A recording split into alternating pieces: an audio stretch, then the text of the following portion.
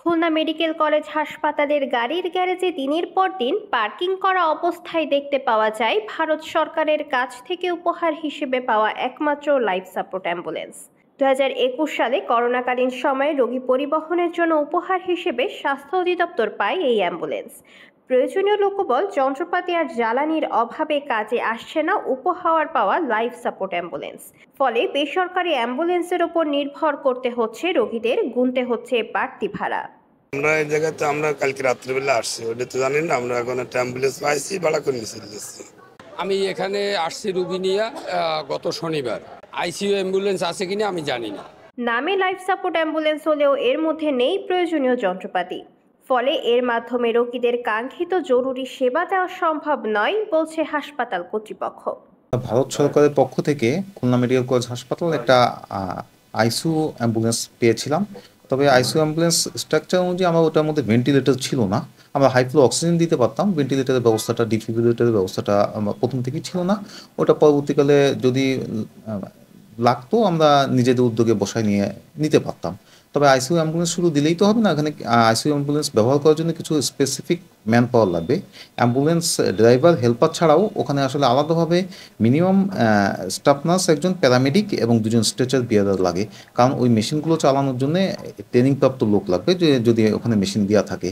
তো এই জনবল প্রদান করা আমাদের পক্ষে সম্ভব হয় নাই। সে সাথে যন্ত্রপাতিগুলো আসলে পূর্ণ মাত্রায় ছিল না। আমরা ওটাকে কিছুটা বিশেষায়িত অ্যাম্বুলেন্স হিসেবে, যেখানে যাদের অক্সিজেন লাগবে, হাই ফ্লো অক্সিজেন দিয়ে আমরা সেই অ্যাম্বুলেন্সটা আমরা আসলে ব্যবহার করছি।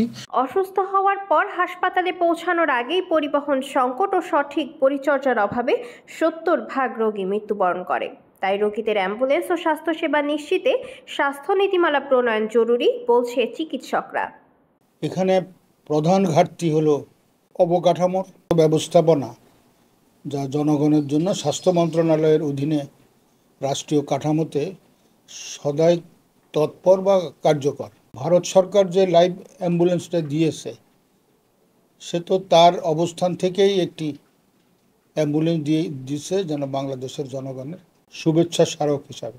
কিন্তু হসপিটালগুলো তাদের নিজস্ব ক্যাপাসিটিতে এই অ্যাম্বুলেন্সগুলো পরিচালনা করতে হলে এর সাপোর্টিং জনবল, সাপোর্টিং প্রযুক্তি বা অন্যান্য আরও যে সকল বিষয়াদি এখানে প্রয়োজন, সেটা অপ্রতুল। মন্ত্রণালয় মূলত আমলাকেন্দ্রিক। চিকিৎসা বিজ্ঞানের প্রয়োজনীয় বিষয় ক্ষমতার জোরে ওনারা দাবি করেন বোঝেন, কিন্তু এটা এত উচ্চতর বিজ্ঞান, এ সম্পর্কে জ্ঞান না থাকলে এটা বোঝা সম্ভব না। খুলনা বিভাগের 10 জেলার মধ্যে খুলনা, সাতক্ষীরা ও যশোরে বর্তমানে 6টি লাইফ সাপোর্ট অ্যাম্বুলেন্স রয়েছে, যা আধুনিকায়ন সময়ের দাবি বলছেন চিকিৎসকরা।